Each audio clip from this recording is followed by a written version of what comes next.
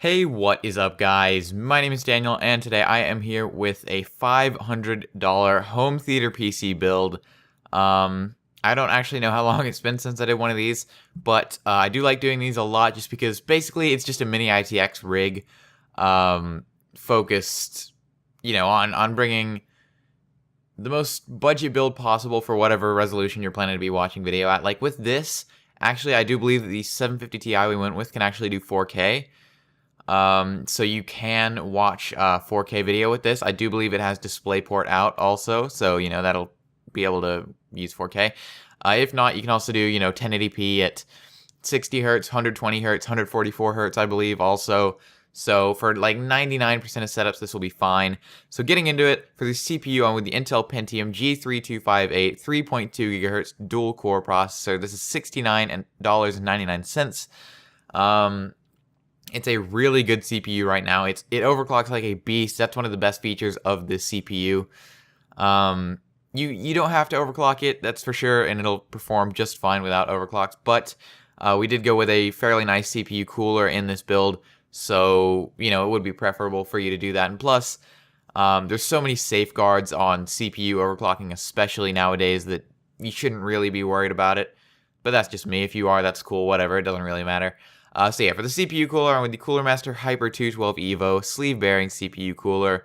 Right now, this has a $10 mail-in rebate, making it $25.98, which is a very, very good value. I think it actually went down, because it used to be only a $5 mail-in rebate. Now it's a $10 mail-in rebate. So this is an extremely good value right now.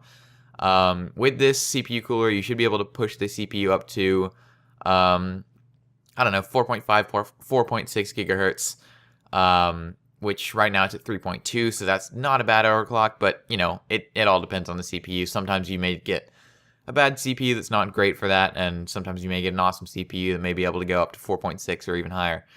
So yeah, moving on to the motherboard, I'm with the Asus H81i plus Mini ITX LGA 1150 motherboard. That's Haswell.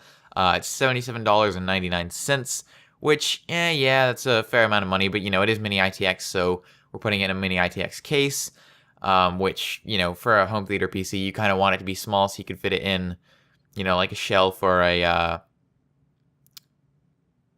never mind. Anyway, forgot what I was trying to say. But anyways, for the memory, only the G-Skill Ripjaws X Series, 4GB, which is one stick of 4GB, DDR3, 1866 megahertz memory. This is $42.99.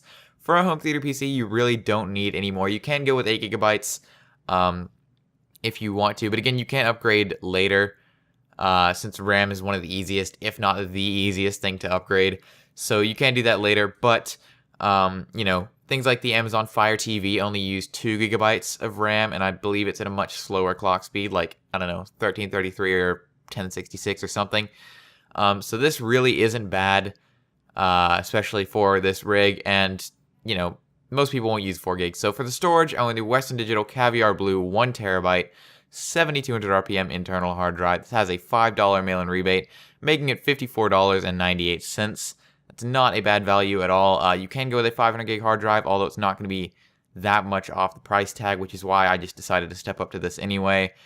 And I don't know what you might be doing with your home theater PC. You might be doing a little bit of gaming, which, in all honesty, you can do with this light gaming, playing games like Faster Than Light, Binding of Isaac, whatever. You can do all that on this pretty easy. So yeah, for the case, or for the video card I should say, I went with the MSI GeForce GTX 750 Ti 2GB Twin Frozer video card. Twin Frozer is MSI's really nice cooler that they have. Every company basically has their own aftermarket cooler that's pretty decent. MSI's got some good ones. Asus has got a good one with their nice heat pipes and all that. Basically, every company has one. This has a $25 mail-in rebate right now, though, which is why I went with it. It's $120, so it is a really good value. The original 750 Ti's that came out actually had like a single cooler, a single fan on it, and it was a little bit smaller. But since this case that we went with is not, restrictive of graphics card size for the most part, especially in this range, I went with a dual fan cooler just because I could, it'll give you slightly better performance. So yeah, for the case, I'm with the Fractal Design Node 304. This is the white Mini ITX Tower case. It's $83.70, which actually I remember it used to be a little cheaper, but whatever. It's still a great case. I really do like the look of it. Cooling mounts aren't amazing in this case, but hard drives are insanely good in this case. So, if you wanted to download all your movies, or, assuming you're going to be watching a lot of movies or just listening to music or any kind of videos, TV shows, whatever, you could download those all as, uncompressed video files and just get a ton of hard drives, because I think it has like 7 3.5-inch bays, maybe 8, which is pretty insane for a mini ITX case like this. So, hard drive mounting is amazing in this case. Enough said. For the power supply, on the Corsair Builder Series CX430 430 watt 80 plus bronze certified ATX power supply. Right now this has a $20 mail-in rebate, making it $25. It used to be only $20, but this is still a good deal with the $20 mail-in rebate nonetheless. In this build, we're only using 177 watts. This isn't bad at all. You have a lot of room to overclock if you want to. And yeah, like this video if you enjoyed. Subscribe if you're new here. I post content every other day. Thanks for watching, and peace. Living splendid on the block, I'm in the Bentley, bending knuckles, bumping Flockavelli to the perfect blend. I'm working thin away, play the hand I'm dealt. I got no hand in no banana on the chopper, hammer melt before I vanish on the interstate. Uppercut environment, the Nina close.